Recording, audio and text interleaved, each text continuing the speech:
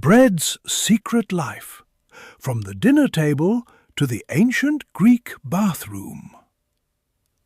Athens, 400 BC.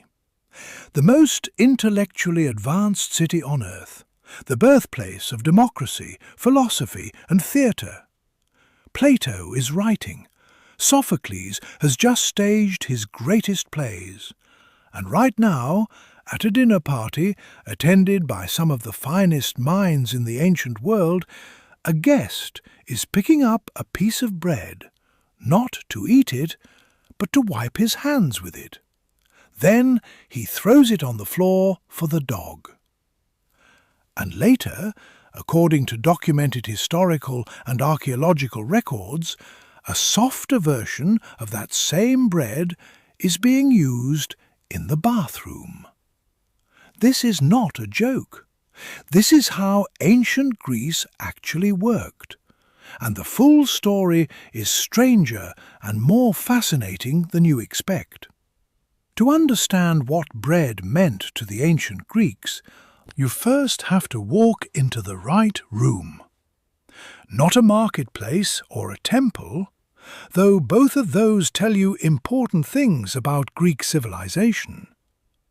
The room you need is the andron, the men's dining room of a prosperous Athenian house in the middle of the 5th century BC, during what historians call the Golden Age of Greece. The symposium is underway. This is not a casual dinner. The symposium, from the Greek word meaning drinking together, was one of the central social institutions of ancient Greek elite culture.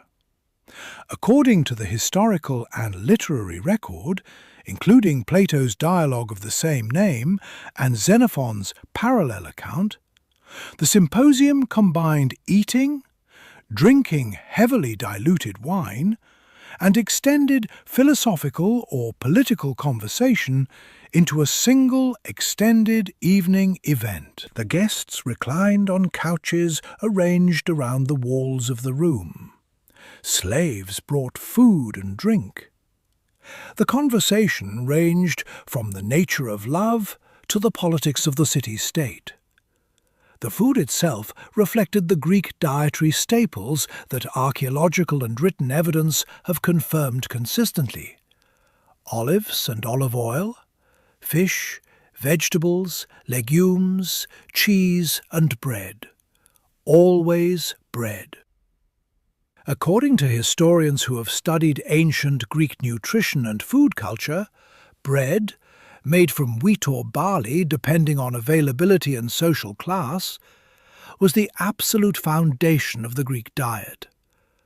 It appeared at every meal, in quantities that reflected its status as the primary caloric source for most of the population.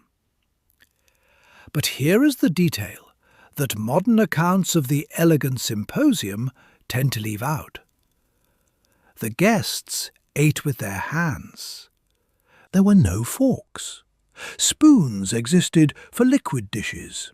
Knives existed for cutting.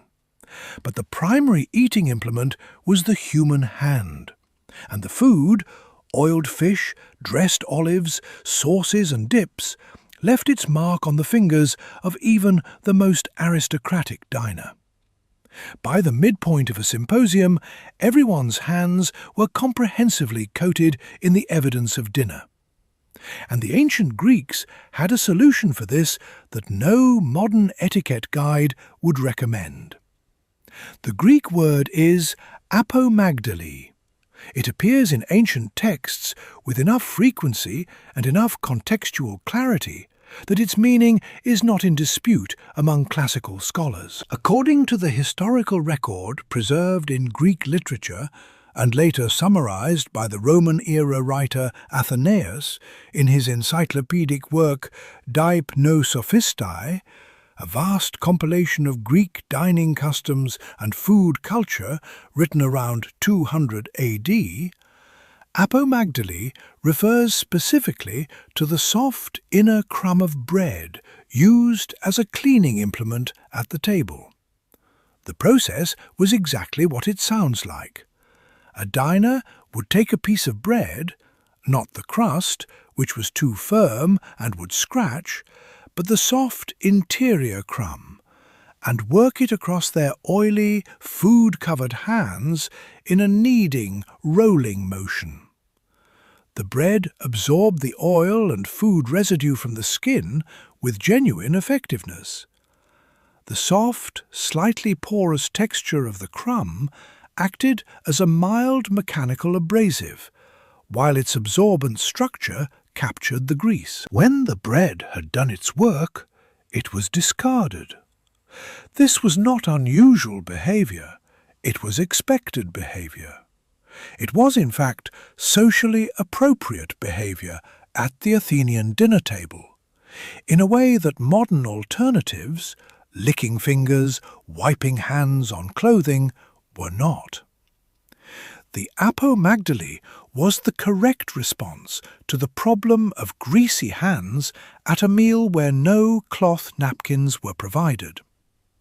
And according to Athenaeus's documentation of Greek dining customs, the practice was widespread across the social spectrum, with the quality of the bread used reflecting the wealth of the household.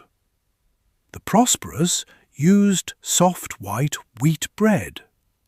Those with fewer resources made do with coarser barley bread, or in some cases with other materials entirely, clay, leaves, whatever was available and absorbent. The bread as napkin custom reveals something specific about how ancient Greeks thought about the relationship between food and cleanliness that differs from modern assumptions.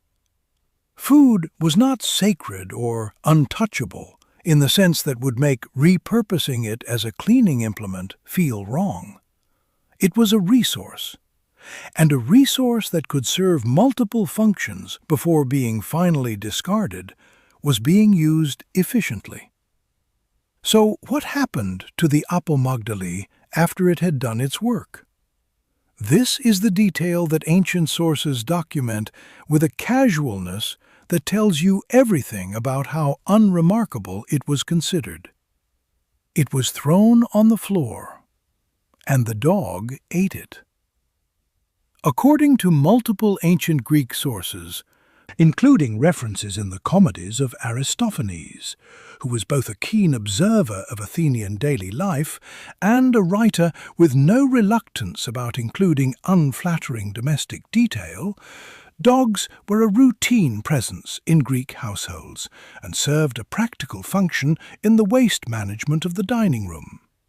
The scraps that fell or were thrown from the dinner table, including the used bread pieces, were consumed by the household dogs, who moved freely through the andron during and after the meal.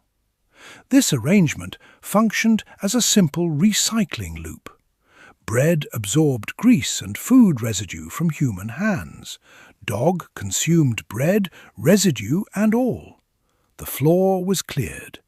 The household produced less concentrated waste than it would have without the animal intermediary. By the practical standards of a pre-plumbing, pre-refuse collection urban environment, this was genuinely reasonable household management. The Greek understanding of cleanliness and contamination was not organized around the germ theory that modern public health takes for granted. That framework did not exist anywhere in the ancient world.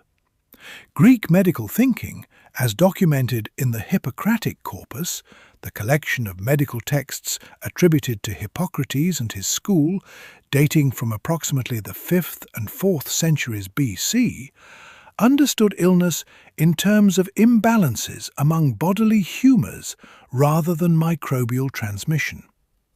From within that framework, a dog eating used bread scraps from a dinner table was not a public health concern.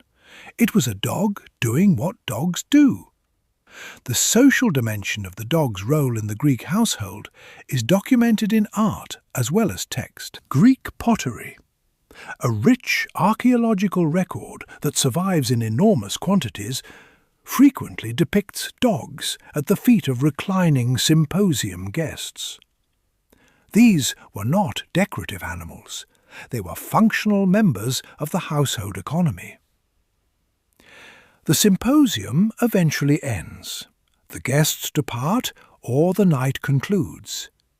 And at some point during the evening, or in the course of daily life outside the dining room, the question of personal hygiene in the most private sense arises. Because the ancient Greeks, for all their philosophical sophistication, lived in bodies that worked exactly like modern ones, and they had to manage that reality with whatever their material culture provided. The archaeological record of ancient Greek sanitation is less complete than the Roman record, partly because Greek cities were less systematically excavated than Roman ones, and partly because Greek sanitation infrastructure was, in general, less elaborate than the Roman systems that followed and were influenced by it. But what the record does show, combined with the evidence from written sources, gives a reasonably clear picture of what ancient Greek toilet facilities looked like and what people used in them. Public latrines existed in ancient Athens and other Greek cities, particularly associated with public baths, gymnasia, and other communal facilities. Private households of the prosperous class had dedicated toilet rooms, small spaces with simple seats or squat positions over pits or drainage channels. The less prosperous made arrangements that archaeological evidence suggests were variable and frequently less sanitary. For the question of what people used to clean themselves after using these facilities, the ancient sources and archaeological record provide several answers, arranged roughly by social class and material availability. At the least comfortable end of the spectrum, smooth stones, ceramic fragments, and whatever coarse material was to hand. These items have been recovered from ancient latrine sites in the Mediterranean region, sometimes with the kind of wear patterns that confirm their function. At the other end, something softer, and, according to the historical record, for those who could afford it, that something softer was occasionally the same material that had cleaned their hands at dinner. The use of soft bread as a personal hygiene implement in the context of the ancient Greek latrine is documented primarily through literary rather than purely archaeological evidence. But the literary evidence is specific enough that historians of ancient daily life take it seriously.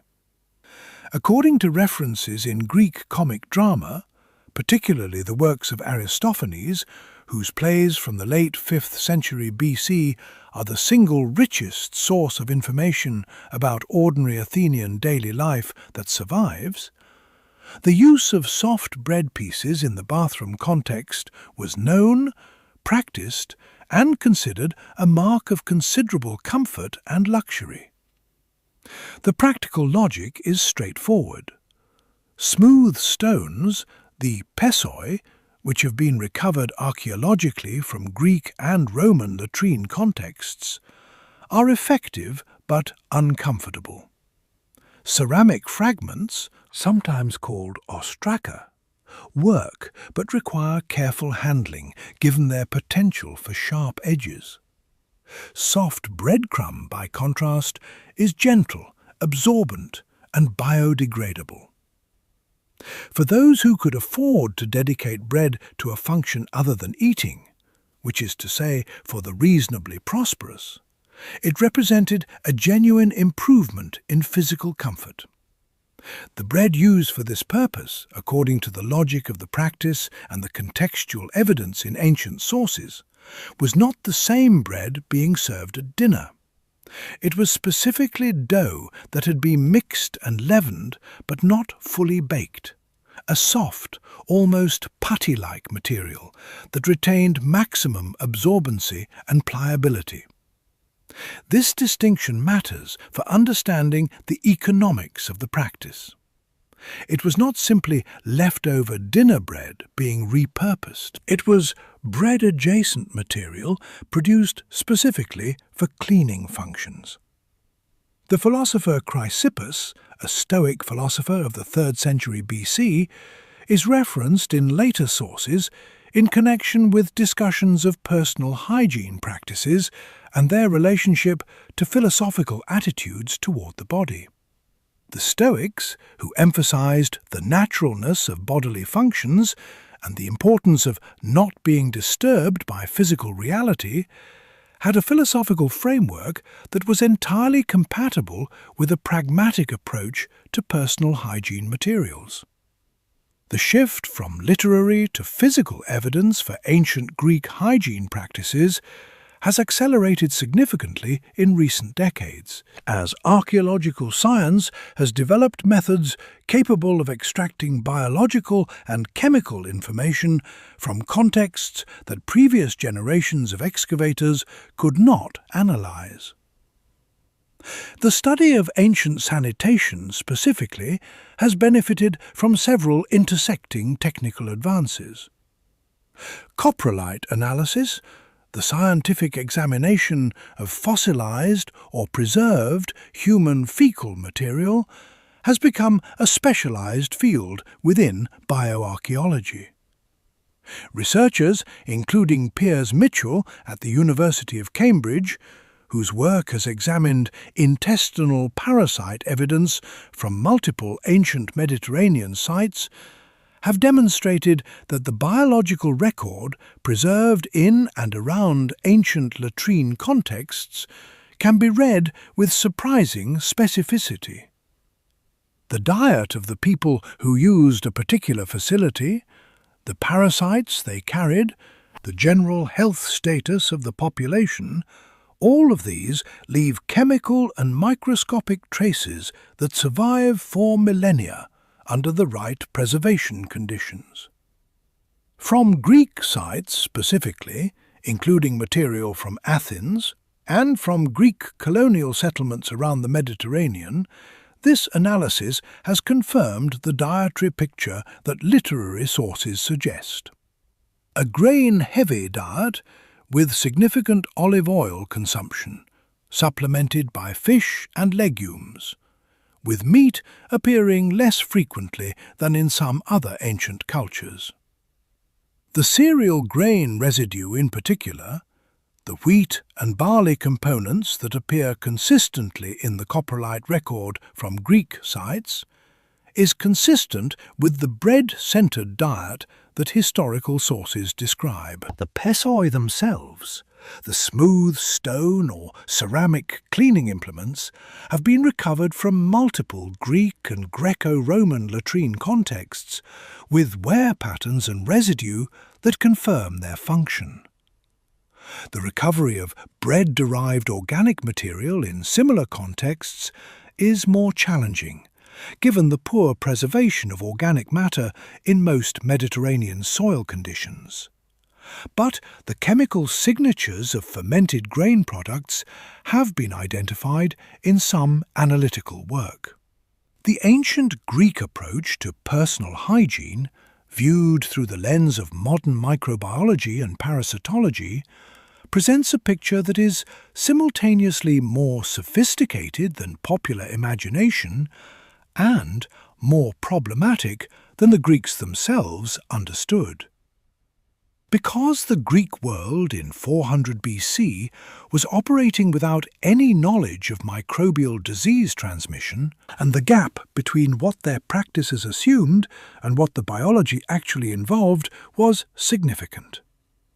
The intestinal parasite load in ancient Greek populations was, according to the archaeological evidence, substantial.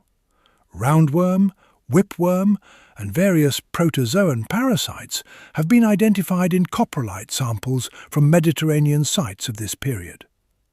The routes of transmission that maintained these infection levels included exactly the practices that seemed reasonable within the Greek framework of hygiene: the reuse of cleaning implements, the presence of animals in food preparation and eating spaces, the use of organic material near food sources, and the disposal of waste in ways that allowed for environmental contamination. The practice of using bread, a food material, as a cleaning implement, and then feeding it to household animals, created a transmission pathway that modern epidemiology would identify as a direct route for zoonotic parasites, parasites that move between animal and human hosts.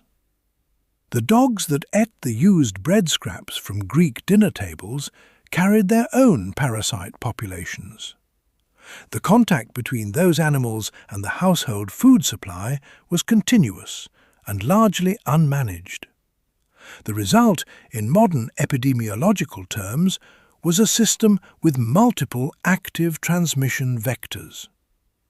Hippocrates and his school were aware that poor sanitation correlated with illness, even without the theoretical framework to explain why. The Hippocratic text on airs, waters, and places, one of the foundational documents of ancient medical observation, explicitly connects environmental conditions, including water quality and waste management, to disease patterns in populations. This was observational epidemiology, conducted without microscopes, and it was correct in its general conclusions, even when it could not explain the mechanisms. Among all the details that ancient Greek sanitation history has preserved for modern examination, one is so specific and so revealing of Greek political culture that it deserves its own space in the story. It involves the ostraka, the ceramic fragments that served as one of the standard personal hygiene implements of the ancient Greek world, and the democratic institution of ostracism. Ostracism was an Athenian democratic procedure introduced in the late 6th century BC, by which the citizens of Athens could vote to exile any individual they considered a threat to the democracy. The procedure worked as follows. Citizens scratched or painted the name of the person they wished to exile onto a piece of broken pottery, an ostrakon, and deposited it. If enough votes accumulated against a single individual, that person was exiled from Athens for 10 years. The institution is the direct etymological origin of the modern English word ostracize. Thousands of these pottery fragments have been recovered from archaeological excavations in Athens, carrying the names of real historical figures, including Themistocles, Aristides, and others known from the historical record. They are important primary sources for Athenian political history. They are also, according to the evidence of their physical form and context, functionally identical to the ostraka used as personal hygiene implements in latrine contexts.